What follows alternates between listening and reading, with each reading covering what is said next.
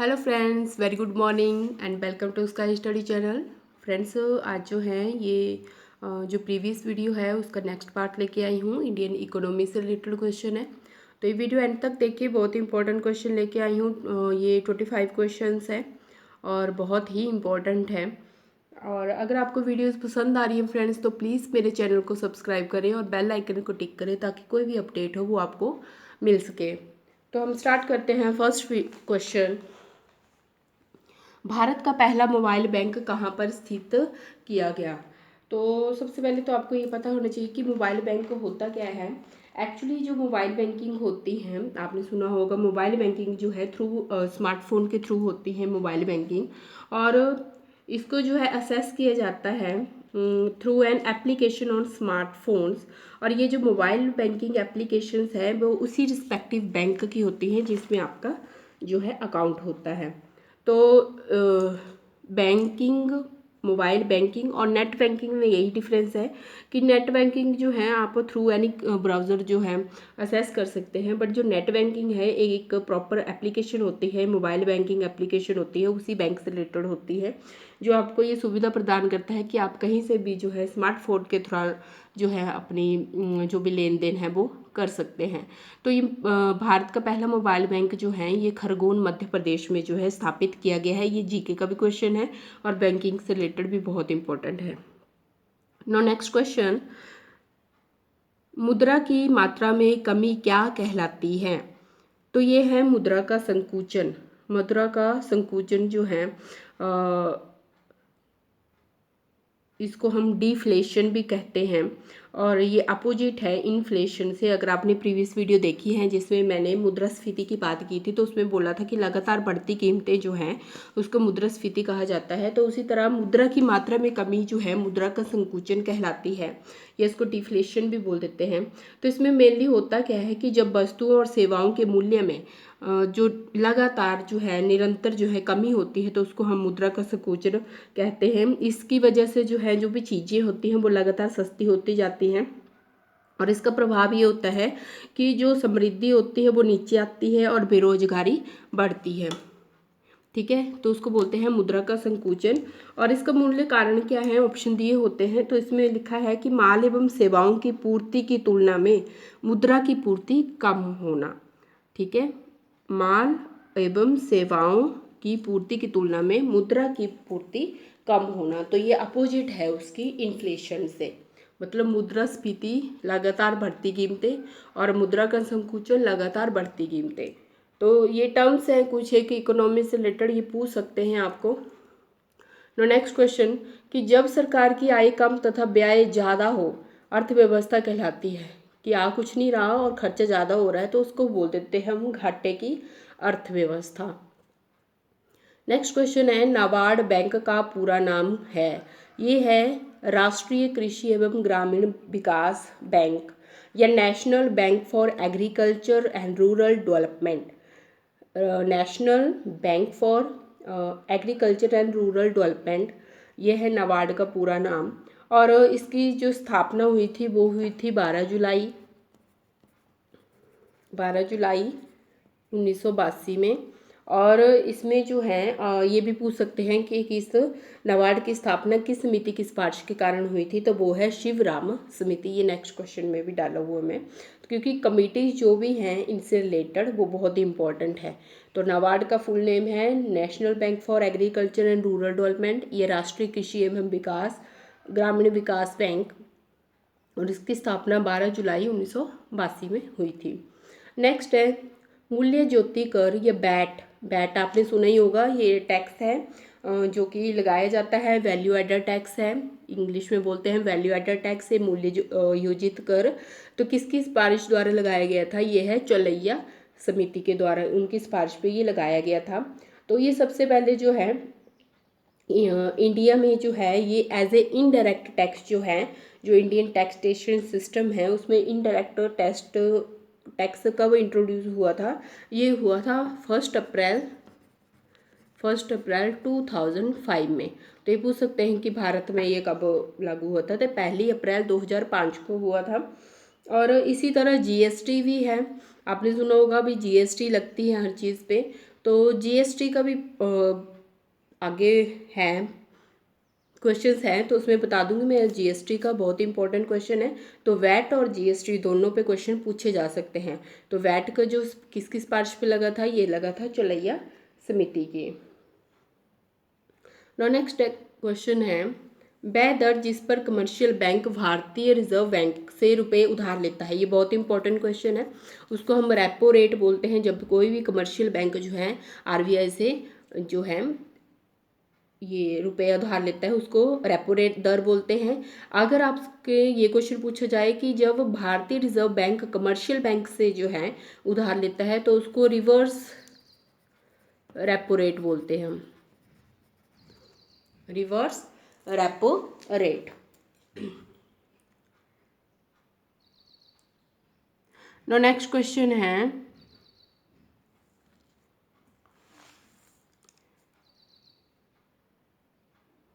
Next question है, राष्ट्रीय आय की आकलन के लिए देश में कौन सी संस्था कार्यरत है।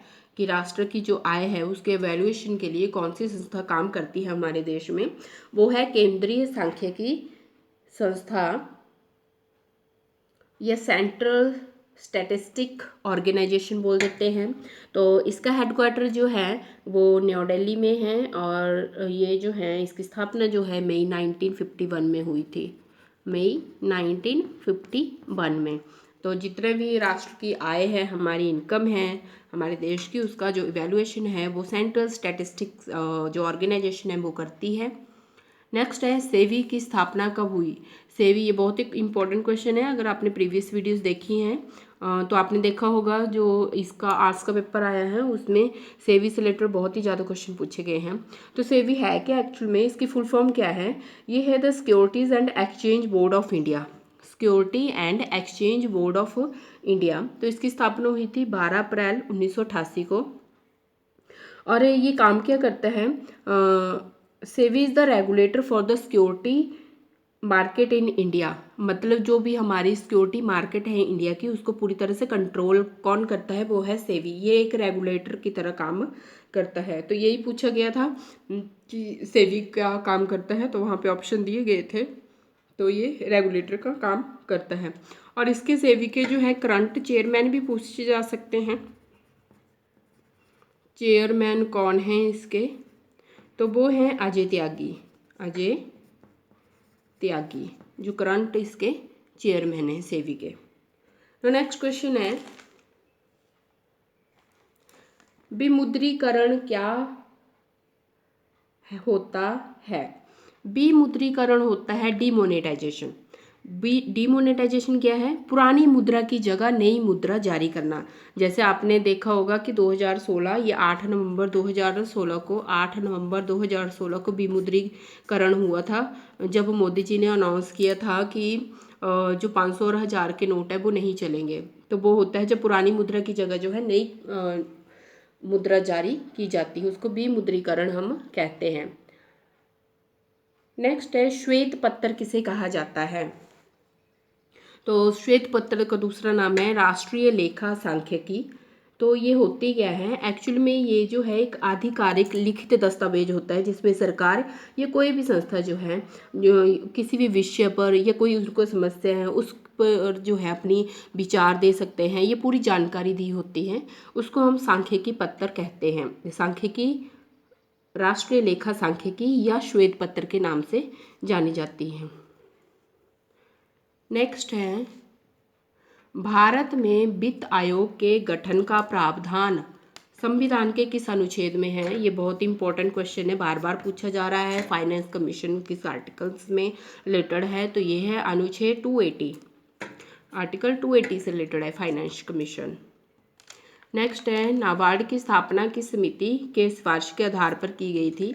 ये मैं ऑलरेडी बता चुकी हूँ कि नाबार्ड जो है ये जो है ये राष्ट्रीय कृषि एवं ग्रामीण विकास बैंक है, और इसकी जो है ये शिवराम समिति की जो सिफारिश है उसके आधार पर जो है इंडिया में इसका जो है स्थापना की गई थी। नेक्स्ट क्वेश्चन देखते हैं हम। अब आता है जीएसटी का।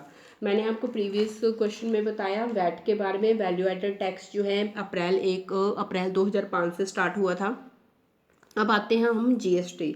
जीएसटी है क्या?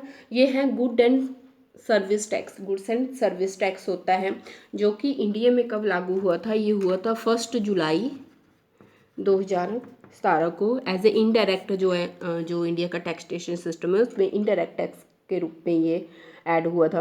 अब इससे रिलेटेड जीएसटी से रिलेटेड एक क्वेश्चन बनता है, which state first implemented GST in India? कौन सी स्टेट है जिन्होंने पहली बार इम्प्लीमेंट किया था ये?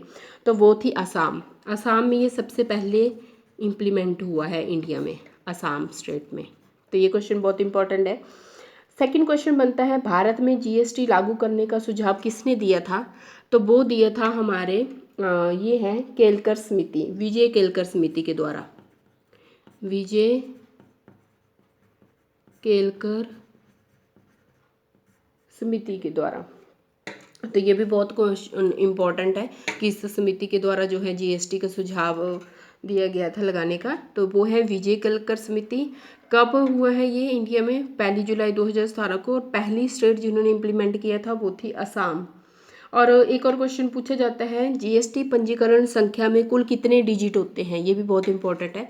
तो उसमें 15 डिजिट होते हैं हमारा, टोटल 15।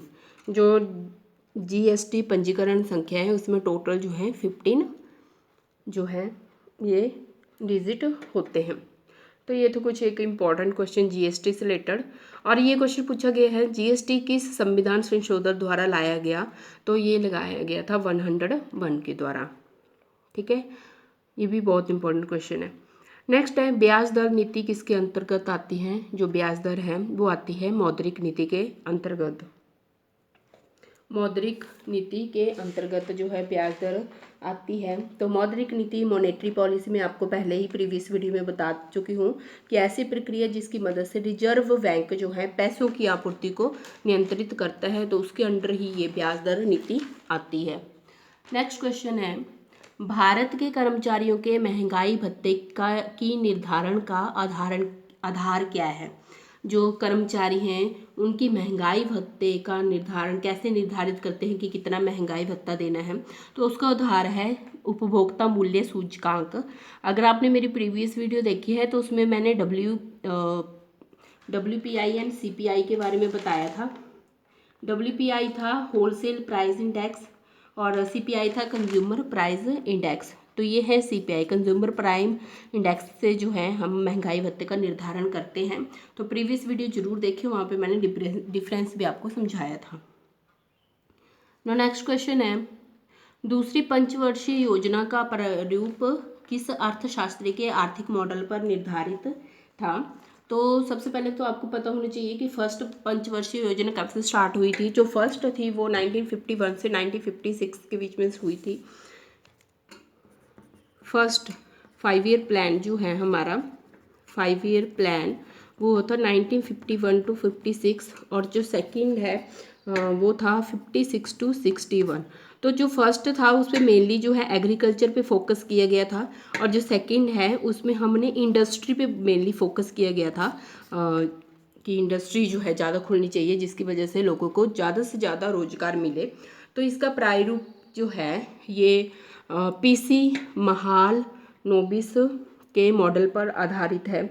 तो आपको पता होना चाहिए PC महालनोबिस मीन्स प्रशांत चंद्रा महालनोबिस। ये जो है ये इंडियन साइंटिस्ट हैं, इंडियन साइंटिस्ट थे, और इनके मॉडल पे ही जो है द्वितीय पंचवर्षीय योजना का प्रारूप तैयार किया गया था। और एक और मोस्ट इम्पॉर्टेंट क्वेश्चन कि ये पूछ सकते हैं कि भारतीय सांख्यिकी संस्थान के फाउंडर कौन हैं? तो वो भी PC महालनोबिस ही है फाउंडर ऑफ। ये फाउंडर हैं किसके? इंडियन स्टैटिस्टिकल इंस्टीट्यूट, या हिंदी में बोल देते हैं भारतीय सांख्यिकी संस्थान। तो PC महालनोबिस जो है इसके फाउंडर भी है। ये भी क्वेश्चन पूछ सकते हैं। तो इनके उस पे जो है वो द्वितीय पंचवर्षीय योजना का जो है मॉडल तैयार किया गया था, आर्थिक मॉडल। तो इन्होंने यही बोला था कि जितनी ज़्यादा इंडस्ट्री खुलेगी लोगों को उतना ही ज़्यादा रोजगार मिलेगा। नेक्स्ट है, अवमूल्यन शब्द का अर्थ क्या होता है? इसका अर्थ है अन्य मुद्रा की तुलना में स्वदेशी मुद्रा को घटाना। अवमूल्यन मतलब डिवैल्यूएशन, डिवैल्यूएशन मतलब lowering the value of country currency, country की करेंसी है उसकी वैल्यू को घटाना, ठीक है, अन्य मुद्रा की तुलना में स्वदेशी मुद्रा को घटाना। नेक्स्ट क्वेश्चन है, राष्ट्रीय कृषि और ग्रामीण बैंक की स्थापना किस पंचवर्षीय योजना के अंतर्गत हुई थी? ये भी बहुत इंपॉर्टेंट है। जो छठी पंचवर्षीय योजना आई थी वो आई थी 1980 से 85 के बीच में, और इसमें ही जो ग्रामीण बैंक जो है उनकी स्थापना और राष्ट्रीय कृषि और ग्रामीण बैंक की स्थापना हुई थी।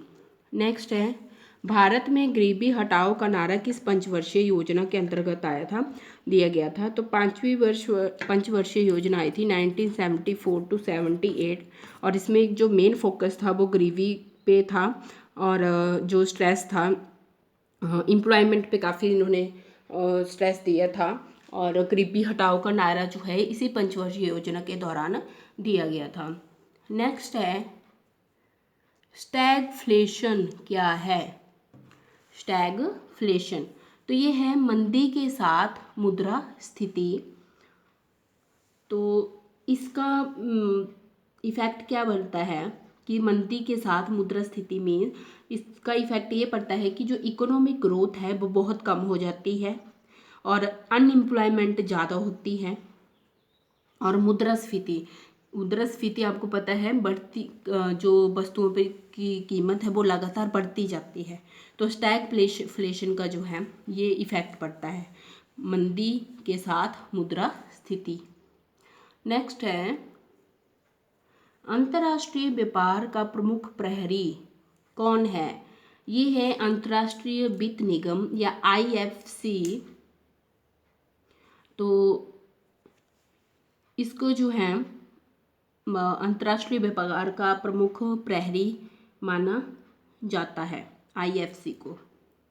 नेक्स्ट क्वेश्चन है, भारत में गेहूं का सर्वाधिक उत्पादन किस राज्य में होता है? तो ये होता है उत्तर प्रदेश में। उत्तर प्रदेश में सबसे ज़्यादा गेहूं का उत्पादन होता है।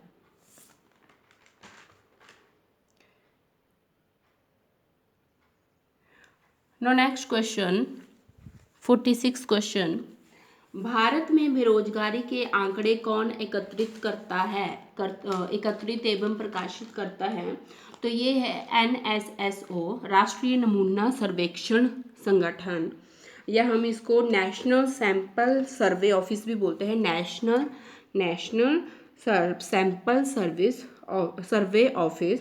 तो ये जो है ये मिनिस्ट्री ऑफ स्टैटिस्टिक्स की एक ऑर्गेनाइजेशन है जो कि किस किस पे सर्वे करती है? ये employment, unemployment, health, medical service, इनका सभी का जो आंकड़ा है वो यही एकत्रित करती है।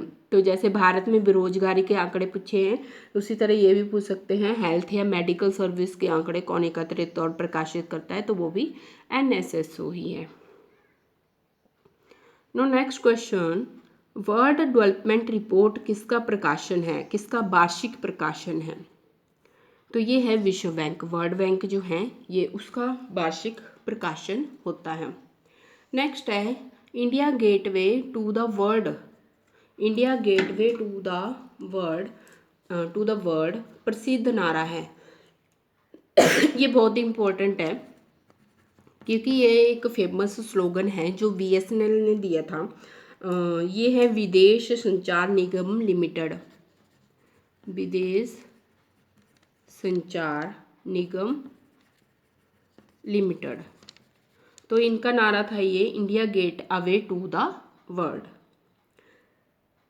नो नेक्स्ट क्वेश्चन, राज्य सरकार के आय का मुख्य स्रोत क्या होता है? सोर्स ऑफ इनकम क्या है जो स्टेट गवर्नमेंट है उनका? है बिक्री कर, जो वो कर लगाते हैं वो उसका मेन सोर्स होता है। नेक्स्ट है, प्रथम पंचवर्षीय योजना किस मॉडल पर आधारित थी? तो ये थी डोमर संबंधी मॉडल, डोमर संबंधी मॉडल। तो फ्रेंड्स ये थे कुछ एक बहुत इंपॉर्टेंट इकोनॉमी के क्वेश्चन। आई होप आपको वीडियो पसंद आई हो। तो इसके बाद मैं आज इंडियन हिस्ट्री से रिलेटेड क्वेश्चन भी डालूंगी। तो आई होप कि आपको सारी वीडियो पसंद आई हो, और जिन्होंने अभी तक मेरी प्रीवियस वीडियोस नहीं देखी हैं तो वो देख लें, और काफ़ी हेल्प मिलेगी उनसे आपको। तो इसी तरह तैयारी करते रहें और मुझे भी सपोर्ट करते रहें। तो thank you so much friends, and have a good day.